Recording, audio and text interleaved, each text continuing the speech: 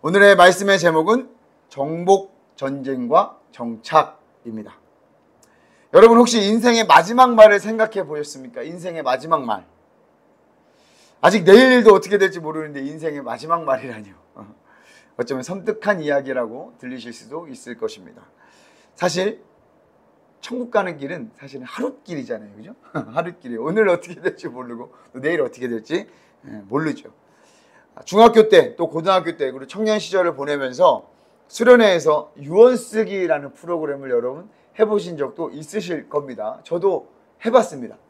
그런데 뭐라고 썼는지 기억이 안 나더라고요. 내가 유언을 썼던가? 뭐라고 썼던가?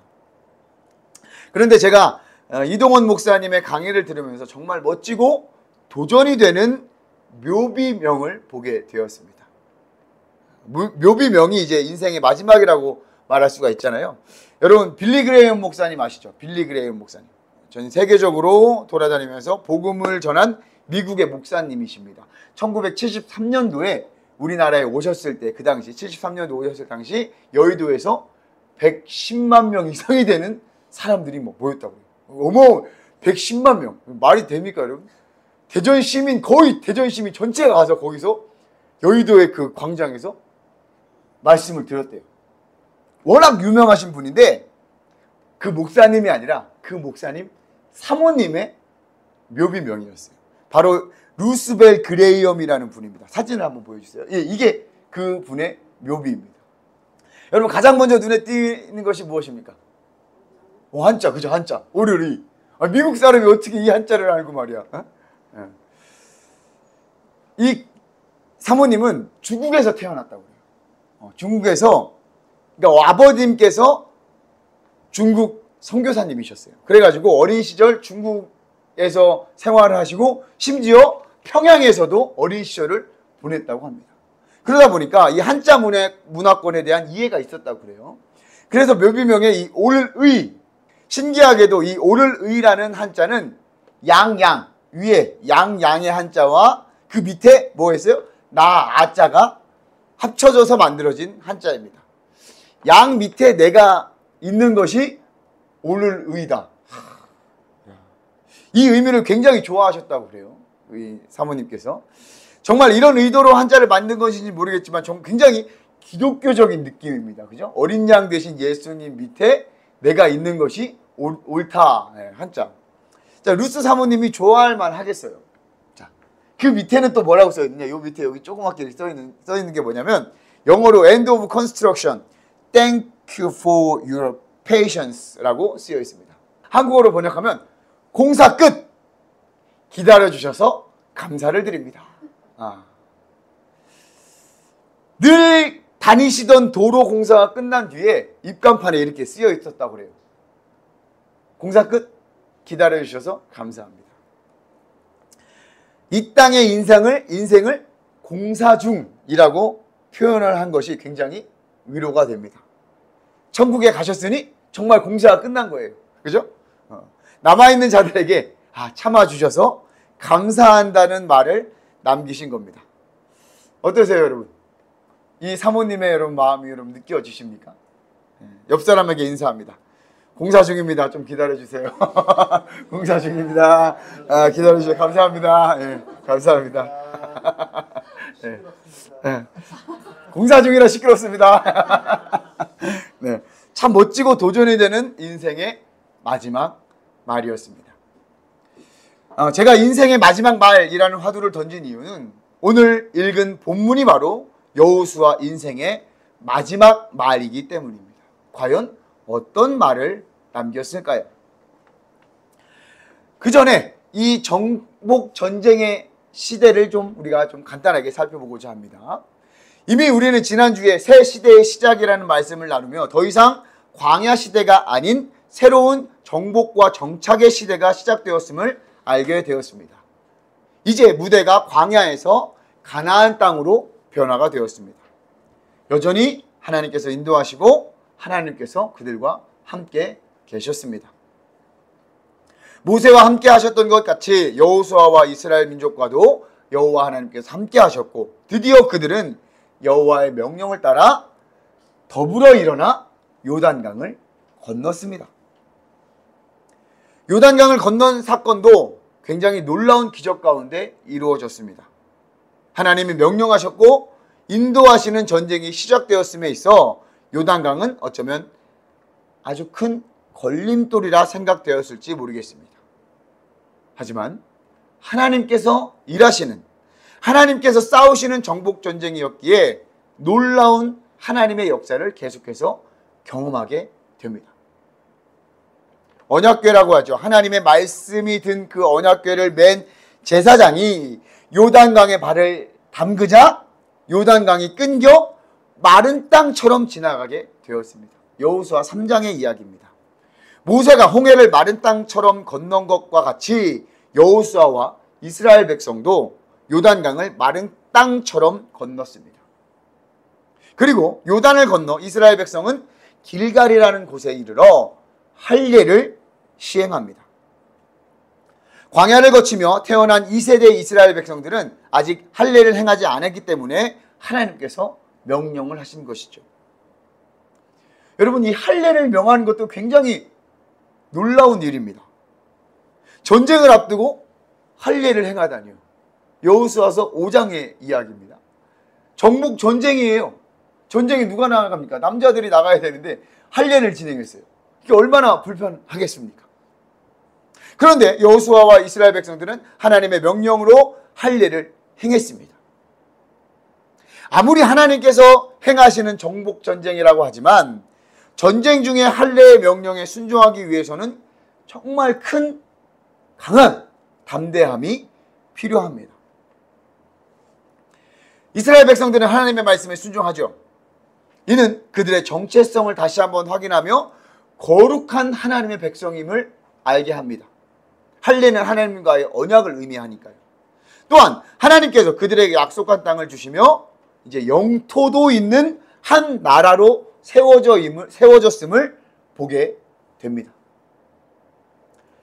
첫 점령지인 여리고도 하나님의 방법으로 점령을 합니다. 여러분 잘 아시죠? 어떻게 전쟁했습니까? 전쟁을 했습니까? 정말 칼 들고? 아니죠. 하나님의 방법이었습니다. 7일 성을 돌되 6일 동안은 하루에 한 바퀴씩 돌고 7째 날에는 7바퀴 돌아라. 전 세계 어느 전시 작전 계획에도 볼 수 없는 도보로 걸어서 여리고성을 점령하게 됩니다. 여전히 그들에게 필요한 것은, 이스라엘 백성들에게 필요한 것은 이해할 수 없는 하나님의 명령, 이해할 수 없는 하나님 말씀에 순종하는 담대함입니다. 순종했더니 점령하게 됐죠. 물론 이 정복 전쟁이 모두 승리만을 한 것은 아닙니다. 여호수아와 이스라엘 백성도 실수를 한 적도 있습니다. 우리가 잘 아는 아간의 범죄, 그 범죄로 인해서 아이성 전투에서 패배를 하게 되죠.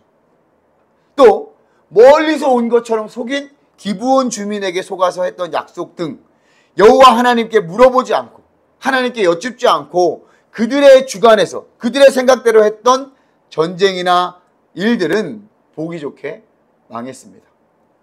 실수라고 표현하기는 좀 어려울 정도로 망했죠. 그러나 여전히 여호와 하나님께서는 일하시고 여호와 하나님께서 싸우시는 정복 전쟁이었습니다. 이렇게 가나안 땅의 정복이 시작되었죠. 모세 때로부터 요단강의 동편이 점령되었고 여호수아와 이스라엘 백성의 순종으로 요단강 서편에서도 땅을 점령하기 시작하였습니다. 그런데 여러분, 이 가나안 땅에 사람들이 들어가자마자 쉼없이 정복 전쟁만 한 것이 아니에요. 계속 전쟁, 승리 이렇게 한 게 아니라 어느 정도 소강 상태도 있었던 것으로 보입니다. 여호수아서 13장 1절에는 이렇게 시작되는데요. 여호수아가 나이가 많아 늙음에 여호와께서 그에게 이르시되 너는 나이가 많아 늙었고 얻을 땅이 매우 많이 남아있도다. 얻을 땅이 매우 남아있도다. 아직 정복전쟁이 마무리가 된 것은 아닙니다. 여호수아가 죽을 때까지도 사실 이 정복전쟁은 끝이 나지 않았습니다. 하지만 가나안 땅에 들어가 정복한 땅을 분배하기 시작했어요. 그리고 그 땅을 얻고 또 그 땅을 얻었으니까 거기 머무르기 시작을 했겠죠. 이스라엘 12지파 중에서 루벤 지파, 갓 지파, 또 므낫세 지파 중에서 절반은 이미 요단강 동편에서 땅을 얻었습니다. 그럼에도 불구하고 그들은 요단강을 같이 건너서 정복 전쟁에 같이 참여하죠. 지금 계속 전쟁을 하고 있습니다. 그리고 여리고를 비롯한 요단 서편의 일부 땅들도 이스라엘 백성들은 점령을 해서 나누었습니다. 유다 지파, 또 에브라임 지파, 므낫세 지파의 나머지 절반도 요단강 서편, 즉 가나안 땅에서 땅의 분배를 받았습니다. 그게 이제 13장부터 17장까지 내용이 쭉 나오는 거예요. 그런데 이 나머지 지파들도 땅을 얻어야 되는데 이미 얻은 땅에 머물러 있게 되는 거예요. 심지어 실로라는 곳에 모여서 회막을 세우고 그냥저냥 지내고 있었던 겁니다. 회막을 세웠다는 것은 그곳에서 하나님을 예배하고 또 그곳에 모시며 내가 거기서 머물겠다는 의미입니다. 실로라는 곳은 성경에서 자주 등장하는 곳이란 말이에요. 실로. 여호수아서 18장 1절에 이스라엘 자손의 온 회중이 실로에 모여서 거기서 회막을 세웠으며 그 땅은 그들 앞에서 돌아와 정복되었더라 라고 기록되어 있어요. 이 실로라는 곳은 성경에 자주 등장하는 곳인데요. 안식의 장소라는 뜻이 있다고 해요. 안식의 장소. 자, 이름하고 잘 어울리죠. 이때 지어진 회막이 사사시대까지 이어져서 이스라엘의 중앙 성소 역할을 했다고 그래요. 굉장히 안정적인 느낌을 주기도 합니다. 실로. 그러자 여호수아가 책망합니다. 여호수아는 점점 나이가 많아 늙어가고 아직 점령할 땅은 많이 남아있는데 회막을 지으며 안주하는 백성들에게 이렇게 이야기합니다. 여호수아서 18장 3절 말씀입니다. 같이 한번 읽겠습니다. 시작. 여호수아가 이스라엘 자손에게 이르되 너희가 너희 조상의 하나님 여호와께서 너희에게 주신 땅을 점령하러 가기를 어느 때까지 지체하겠느냐. 하나님께서 땅을 주신다고 약속을 하셨고 이미 조금 얻었어요. 그 얻은 땅에 많은 지파들이, 많은 사람들이 그곳에 머물고 있어요. 야, 여기 좋다, 야. 회막을 짓자. 우리 하나님 믿으니까 실로에 회막을 짓고 거기서 백성들이 머물기 시작했어요. 그 모습을 본 여호수아가 책망을 하는 거죠. 정복전쟁의 정체와 지체함에 대해서 경고하고 있습니다. 이전과 다른 편안함이 있겠죠. 더 이상 광야를 걸어 다니지 않아도 됩니다. 만나를 구하러 가지도 않아도 됩니다. 땅에서 곡식이 나고 열매들이 있어요. 적들은 이미 우리 발 앞에 엎드려졌습니다. 정말 젖과 꿀이 흐르는 땅처럼 느껴졌을 것입니다. 하지만 아직도 7지파는 자기들의 땅을 얻지 못했단 말이에요. 여호수아의 책망을 통해서 짐작해 본다면 별로 얻을 생각을 잘 안 하고 있었던 것 같아요. 야, 그냥 같이 살자. 야, 좋다 여기. 아, 우리 형제잖아. 우리 형제니까 우리 예배당 짓자. 예배당. 우리 실로에다가 쫙 짓자. 우리의 신앙과 영적 상태도 이와 같을 때가 있죠. 아무런 문제가 없고 기도 제목도 뭐 딱히 없을 때도 있습니다. 적당히 아주 좋습니다. 마치 변화산에서 예수님을 보았던 제자들과 같을지도 모르겠습니다. 여기가 좋사오니, 지금이 좋사오니. 사랑하는 성도 여러분, 이 땅에서 우리에게 주신 하나님의 사명은 하나님께서 우리를 부르실 때 완성됨을 믿으시기 바랍니다. 우리를 부르시기 전까지는 우리는 우리의 사명을 감당해내야 되는 거예요. 아직 공사 중인 거예요. 공사가 끝난 것이 아닙니다. 여호수아도 이것을 그들에게 책망하며 경계하고 있는 것입니다. 여호수아는 이어서 그들에게 정복할 땅을 다시 정탐하게 해요. 18장 4절에서 야, 거기 두루두루 좀 다녀서 다시 정탐해서 와라. 다시 그림 그려서 와라. 그리고 실로에서 여호와의 성막 앞에서 제비를 뽑아 7지파에게 나누어 주었습니다. 다시 그들에게 사명을 주셨어요. 아니, 하나님의 명령을 다시 기억하게 하신 겁니다. 머물러 있던 나머지 7지파들에게 땅을 정복하라. 이제 너희들의 정탐할 땅, 정탐에서 얻어온 땅, 이 땅을 제비 뽑아서 너에게 주겠다 라고 제비를 뽑아 분배하고 정복하라고 명령한 땅이 바로 이 지도와 같은 이렇게 된 거예요. 이미 정탐을 하고 제비를 뽑아서 너희는 여기 가라, 여기서부터 여기 가지고 경계를 이렇게 다 나눠 주었습니다.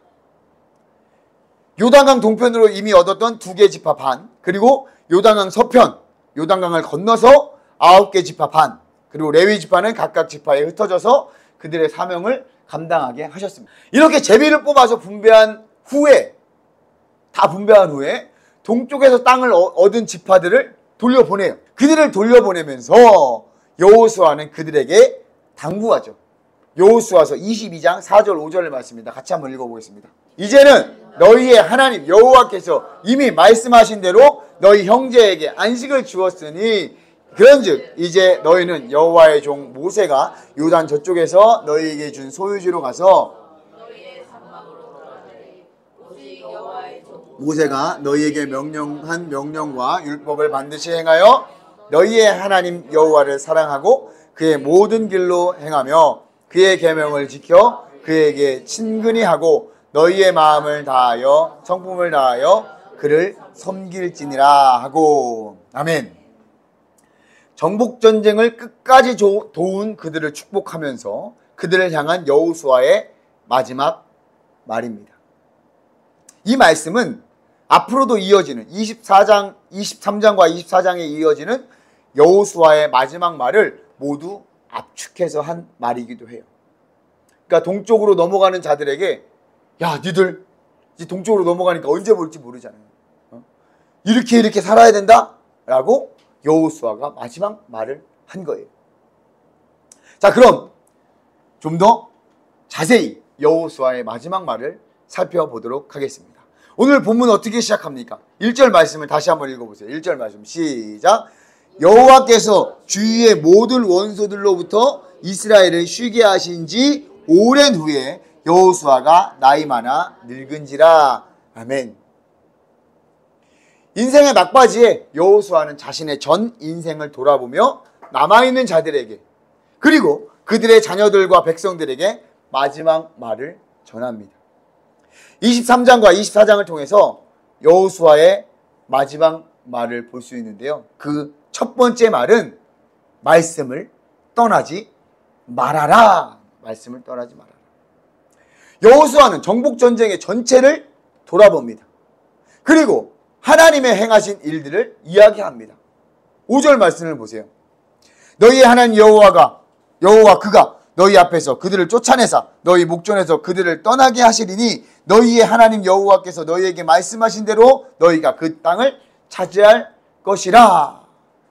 너희에게 말씀하신 대로 여호와 하나님께서 행하셨으니 너희에게 말씀하신 대로 여호와 하나님께서 행하셨으니 6절에 성경을 보세요. 여러분 성경에 6절에 뭐라고 썼어요?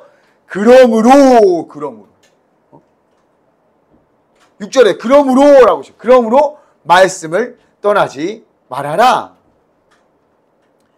여호와 하나님께서 말씀하시고 여호와 하나님께서 이루어 가셨습니다. 그가 말씀하신 것이 그대로 이루어졌고 정복 전쟁의 모든 싸움을 여호와 하나님께서 하셨습니다. 이스라엘 백성들은 여호와 하나님의 말씀에 순종하며 여호와 하나님의 일하심을 경험하고 보게 됩니다. 여호수아와 그의 가족이 증인이며 또 전쟁을 경험하지 못했던 이스라엘 2세들도 여호와 하나님의 일하심을 직접 경험하게 되었습니다.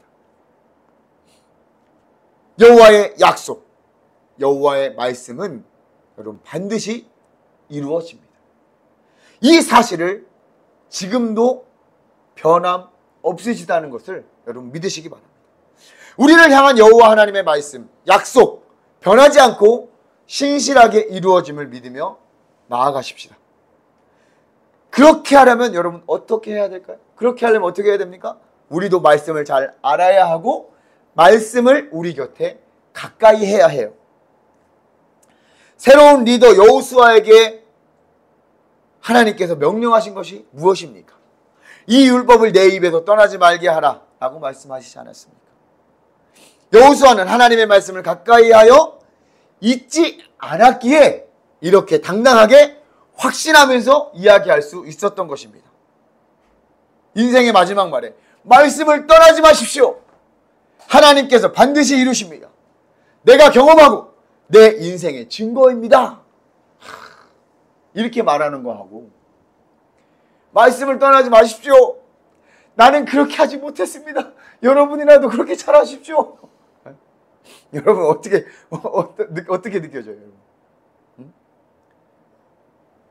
이거보다 훨씬 멋있고 힘 있는 말이 내가 경험하고 내가 그랬습니다. 내 인생을 보십시오. 여호와 하나님 말씀이 반드시 이루어졌습니다. 즉 말씀을 떠나지 마십시오. 그러면서 여호수아는 덧붙여 이런 말씀도 해요. 불길한 약속의 말씀도 이루어집니다. 여호수아서 23장 14절과 15절 말씀, 여러분 성경을 한번 보세요. 여호수아서 23장 14절과 15절 말씀에 보니까 15절, 특히 15절 보세요. 15절. 너희의 하나님 여호와께서 너희에게 말씀하신 모든 선한 말씀이 너희에게 임한 것 같이 여호와께서 모든 불길한 말씀도 너희에게 임하게 하사 너희의 하나님 여호와께서 너희에게 주신 이 아름다운 땅에서 너희를 멸절하기까지 하실 것이라. 아멘. 너희에게 말씀하신 모든 선한 말씀이 너희에게 임한 것 같이 여호와께서 모든 불길한 말씀도 너희에게 임하게 하사. 할렐루야. 여호와 하나님께서 말씀하신 불길한 말씀이 무엇입니까? 여호와의 말씀을 떠난다면 이렇게 하겠다. 너희가 내 말씀을 안 듣고 나를 떠난다면 이렇게 하겠다. 아마 신명기 28장의 말씀이 제가 떠오르더라고요. 그 말씀이 했던 것 같아요.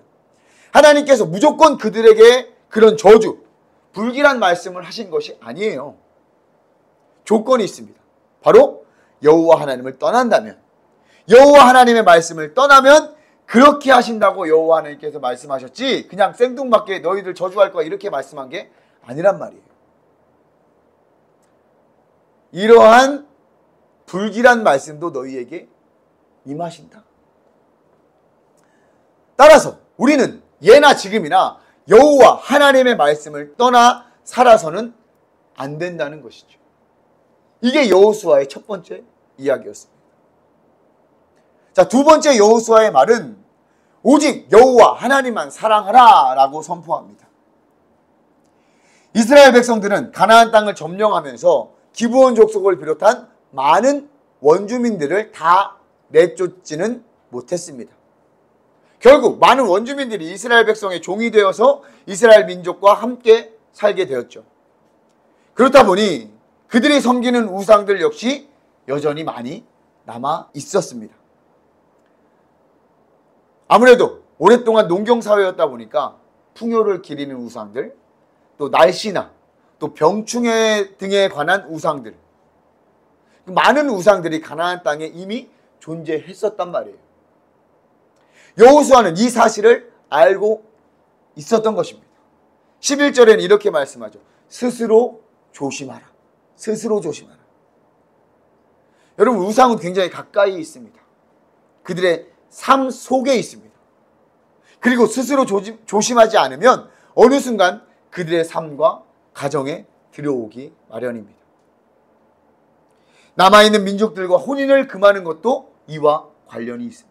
13절 말씀해 보면 그들이 너희에게 올무가 되며 덫이 되며 너희의 옆구리에 채찍이 되며 너희의 눈에 가시가 되어 너희가 마침내 너희의 하나님 여호와께서 너희에게 주신 이 아름다운 땅에서 멸하리라 라고 말씀하셨습니다. 이것은 민수기 33장 55절도 똑같이 이런 말씀이 있어요. 비슷한 말씀이 있어요. 너희가 만약 그 땅의 원주민을 너희 앞에서 몰아내지 아니하면 너희가 남겨준 자들이 너희 눈에 가시와 너희의 옆구리에 찌르는 것이 되어 너희가 거주하는 땅에서 너희를 괴롭게 할 것이다. 이미 민수기 33장 55절에 이 말씀이 있어요. 그러니까 여호수아는 이 말씀을 알았던 거예요. 그러니까 알려주는 거예요. 결국 우상들로 하여금 멸망하게 된다고 여호수아가 경고하고 있습니다. 이 얼마나 무서운 경고입니까? 오직 여호와 하나님만 사랑하라. 하나님보다 더 사랑하는 것이 없게 하라. 하나님보다 더 사랑하는 것이 우상이잖아요. 지금을 살아가는 저와 여러분들에게도 동일합니다. 얼마나 많은 우상이 있습니까? 우리가 알고 있는 돈이나 명예, 권력 등은 이미 우상이 된 지 오래이며 절대 진리를 인정하지 않는 이 시대의 사상이나 문화들, 또 죄를 더 이상 죄로 여기지 않는 것들이 우리와 사회, 또 가정을 무너뜨리고 있습니다. 알게 모르게 우리 우상들이 다 들어왔어요.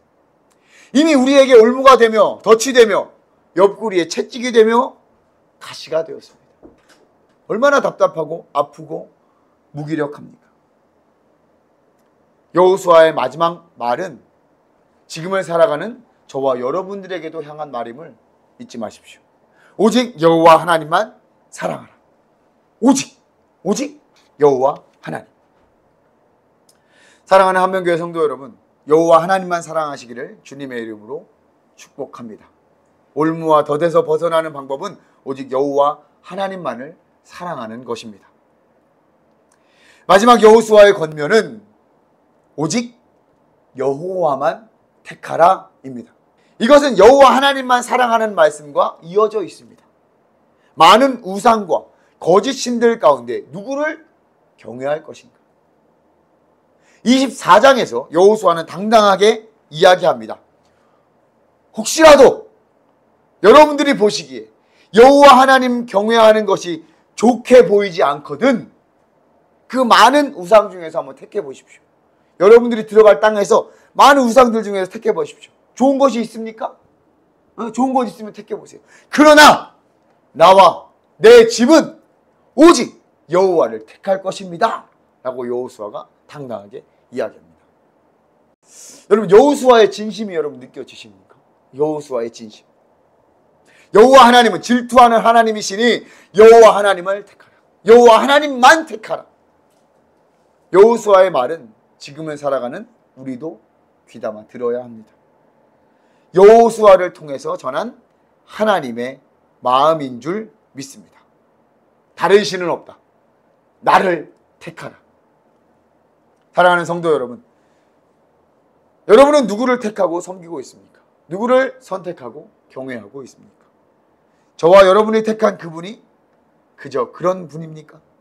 그냥 여러 신 중에 하나입니까? 전혀 그렇지 않습니다. 만물을 말씀으로 창조하시고 우리 인간을 손수 창조하신 여호와 하나님인 줄 믿습니다. 우리에게 말씀하여 주시고 약속하여 주시고 그 말씀과 약속을 신실하게 이루어 가시는 오직 유일하신 전능하신 여호와 하나님이심을 믿으시기를 바랍니다. 그리고 담대하게 그분을 선포하며 신뢰하며 나아가십시오. 여호와 하나님께서 앞서가시고 일하시며 싸우십니다. 그 믿음을 여러분 함께 지키시겠습니까? 하나님 앞에 다짐하는 한명 공동체가 됩시다. 할렐루야. 여기까지가 사실은 준비한 말씀이 마지막이었는데 오늘 새벽에 기도하면서 여호수아 24장 31절 말씀을 앞에 보면서 같이 한번 읽어보겠습니다. 같이 읽겠습니다. 시작! 이스라엘이 여호수아가 사는 날 동안과 여호수아 뒤에 행존한 장로들 곧 여호와께서 이스라엘을 위하여 행하신 모든 일을 아는 자들이 사는 날 동안 여호와를 섬겼더라. 아멘. 사랑하는 한명교회 성도 여러분, 여기에 저와 여러분들이 해야 할 일이 있습니다. 안타깝게도 우리는 이스라엘 백성들이 정복 전쟁과 정착 이후에 어떠한 일이 있었는지 잘 알고 있습니다. 분배한 땅을 완전히 다 정복하지 못한 지파들도 있었었고요. 사사시대에는 심지어 형제 지파들과 싸움도 있었습니다. 그런데 여러분 31절에서도 기록하고 있죠. 여호와께서 이스라엘을 위하여 행하신 모든 일을 아는 자들이 사는 날 동안 여호와를 섬겼더라. 참으로 안타까운 일입니다. 여호와께서 행하신 모든 일을 아는 자들이 사는 날 동안, 그동안만 말씀을 준비하면서 그냥 지났던 이 말씀이 큰 울림이 되었습니다. 여호와 하나님의 말씀을 떠나지 않고 여호와 하나님만 사랑하며 여호와만 택하라. 여호수아의 마지막 이 말을 기억하고 지키는 것을 넘어 우리의 사명은 여호와 하나님께서 행하신 모든 일을 아는 자들을 만드는 것까지, 거기까지 가야 한다는 것을 깨닫게 되었습니다. 우리만 알지 말고 우리 자녀들에게도 알게 해야 합니다. 우리 가족에게도 알게 해야 합니다. 우리 이웃에게도 알게 해야 합니다. 그것이 우리 한명교회의 한명공동체의 사명인 줄 믿습니다. 여러분, 어떻게 알게 하시겠습니까? 우리가 그렇게 살아내면 됩니다. 우리의 삶을 통해서 보여줘야 합니다. 그래야 그들도 경험할 수 있고 알게 되는 것입니다. 머리로만 알아서는 안 돼 라고 말들 하지만 머리로만이라도 알게 해야 돼요. 그들에게 들려지게 해야 하고 그들에게 보여지게 해야 할 줄 믿습니다. 저와 여러분들이 여호수아의 마지막 말처럼 살아낼 수 있기를 주님의 이름으로 축복합니다. 그리고 그 은혜가 우리에게서만 머무는 것이 아니라 자녀에게, 가족에게, 이웃에게 흘러가기를 소망합니다. 이것이 우리 한 명 한 명이 하나님 앞에 잘 회복되고 은혜를 누리며 또 다른 한 명 한 명을 세워나가는 우리 한명 공동체의 사명입니다. 그 사명을 감당합시다. 할렐루야. 기도하겠습니다.